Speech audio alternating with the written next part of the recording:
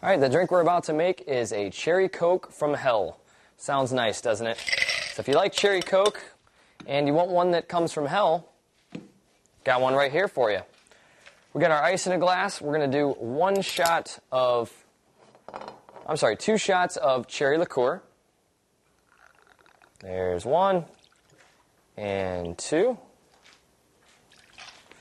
And follow that up with good old Everclear. This particular Everclear that I'm using is 153 proof, but it goes all the way up to 180 proof, so it's up to you.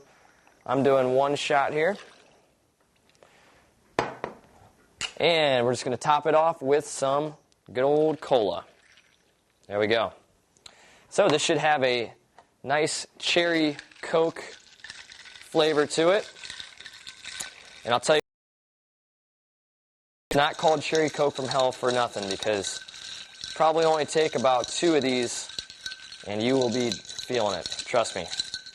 Got it mixed up, and we'll give it a straw, and there you go. Cherry Coke from hell. Bottoms up.